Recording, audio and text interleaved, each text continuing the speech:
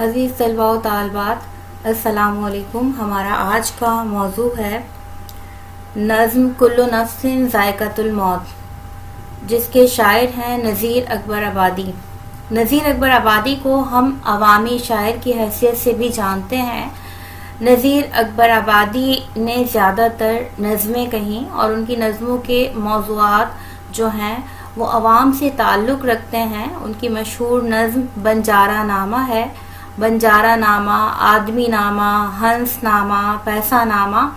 اس طرح کی انہوں نے کئی نظمیں لکھی ہیں۔ برسات کی بہاریں،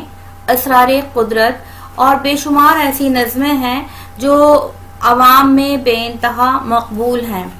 کل نفس ذائقۃ الموت، جیسے کہ نظم کے عنوان سے ہی ظاہر ہے کہ یہ نظم قرآن پاک کی ایک آیت کو موضوع بنا کر لکھی گئی ہے۔ اس نظم میں نذیر اکبر آبادی نے یہ بیان کرنے کی کوشش کی ہے کہ دنیا میں ہر شخص کو موت کا ذائقہ چکھنا ہے۔ نذیر اکبر آبادی وہ شاعر ہیں کہ جن کے ہاں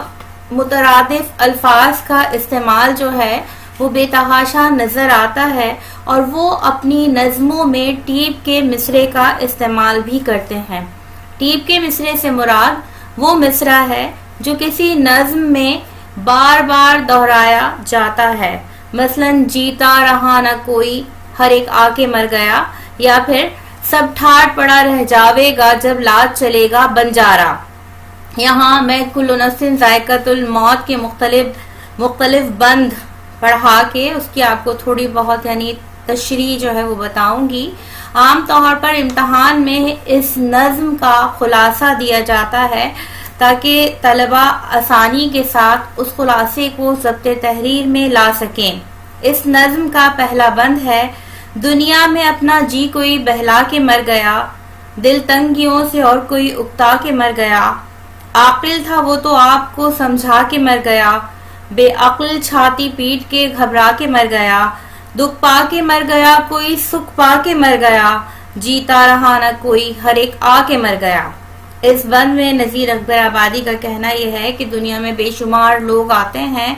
اور جو لوگ آتے ہیں ان میں سے کچھ لوگ اپنی زندگی جو ہے وہ صرف اور صرف لطف اندوز ہونے میں گزار دیتے ہیں، اپنے دل کو بہلانے میں گزار دیتے ہیں۔ کچھ لوگ ایسے ہوتے ہیں جو بچپن ہی سے انتہائی خراب حالات کا شکار ہوتے ہیں اور مایوسی کی کیفیت میں رہتے ہیں،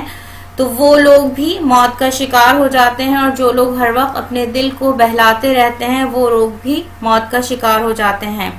عقل مند لوگ جو ہے وہ نہ صرف یہ ہے کہ دوسروں کو ہر وقت سمجھاتے رہتے ہیں، بلکہ ہر بات پر عقل مندی کی کوئی نہ کوئی بات کرتے ہیں، لیکن موت آتی ہے تو وہ بھی اپنی موت کو نہیں روک پاتے، وہ لوگوں کو سمجھاتے موت کا شکار ہو جاتے ہیں۔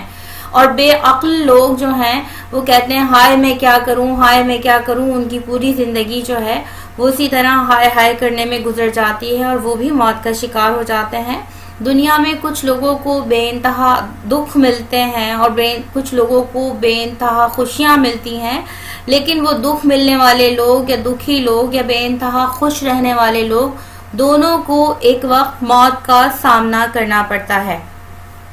اس نظم کا دوسرا بند ہے: دن رات دن مچی ہے یہاں اور پڑی ہے جنگ، چلتی ہے نت اجل کی ثنا گولی اور تفنگ،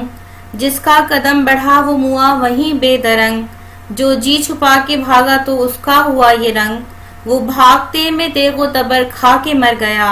جیتا رہا نہ کوئی ہر ایک آ کے مر گیا۔ دن مچنے سے مراد یہ ہے کہ دنیا میں ہر وقت جو ہے ایک جنگ کی کیفیت ہے، جنگ ہو رہی ہے، اور جہاں ہر وقت اجل سے مراد ہے موت، جہاں ہر وقت موت کی گولی، بندوقیں اور اسلحے کا استعمال جو ہے وہ جاری رہتا ہے، اور جنگ کے میدان میں جو شخص قدم آگے بڑھاتا ہے تو وہ بھی موت کا شکار ہو جاتا ہے، اور جو بزدلی میں پیچھے ہٹ کر بھاگنے کی کوشش کرتا ہے تو پیچھے سے اسے گولی یا کوئی نیزہ یا کوئی اور ایسی چیز آ کے لگتی ہے کہ جس سے وہ موت کا شکار ہو جاتا ہے۔ یعنی ایسا شخص جو میدان چھوڑ کر بھاگتا ہے تو اسے پیچھے سے کسی اسلحے کا سامنا کرنا پڑتا ہے اور وہ موت کا شکار ہو جاتا ہے. یعنی جنگ میں آگے بڑھنے والا بھی موت کا شکار ہوتا ہے اور پیچھے ہٹنے والا بھی. یعنی دنیا میں ہر شخص کو موت کا ذائقہ